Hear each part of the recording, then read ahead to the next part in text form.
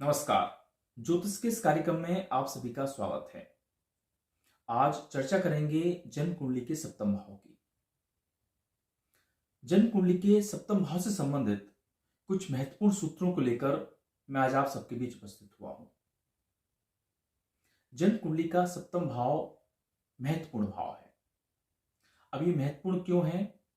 सबसे पहले तो ये केंद्र का भाव है। केंद्र यानी 1, 4, 7, 10, ये चारों भाव केंद्र के होते हैं। सप्तम भाव केंद्र में होने के कारण महत्वपूर्ण भाव बन जाता है। यह भाव इसलिए भी महत्वपूर्ण बन जाता है क्योंकि ये ठीक लग्न के सामने होता है। लग्न के ठीक सामने होने से यह भाव महत्वपूर्ण बन जाता है। यानी इस भाव में जो भी ग्रह बैठेगा वो अपनी सातवीं दृष्टि से लग्न को देखेगा, और लग्न यानी आपका व्यक्तित्व। तो जो भी ग्रह यहां बैठेगा वो सीधा आपके व्यक्तित्व से संबंध बनाएगा। इस कारण यह भाव महत्वपूर्ण हो जाता है। सप्तम भाव से दाम्पत्य जीवन का विचार किया जाता है, इसलिए यह भाव बहुत महत्वपूर्ण हो जाता है। यहां से आपके विवाह का विचार किया जाता है।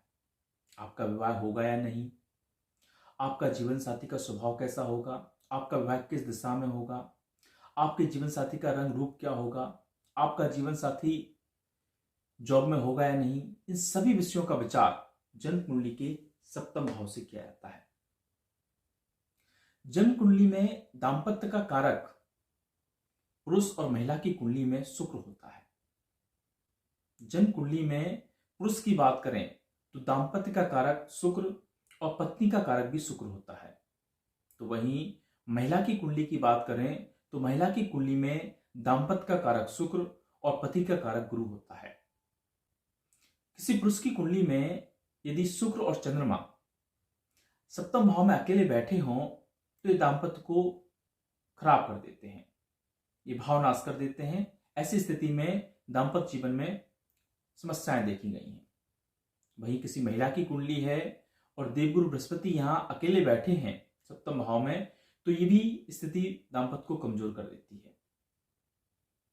सप्तम भाव यदि पाप मध्यत्व में हो, पाप मध्यत्व में यानी सप्तम भाव के एक घर आगे कोई पापक ग्रह बैठे हों और सप्तम भाव के एक घर पीछे कोई पापक ग्रह बैठे हों, यानी शनि राहु केतु में से कोई ग्रह यहां हो, शनि राहु केतु में से कोई ग्रह यहां हो, सूर्य और मंगल को भी क्रूर भाव में की श्रेणी में माना जाता है, तो वो भी अगर इन भावों में बैठे होंगे तो ये भाव पाप मध्यत्व में आ जाएगा।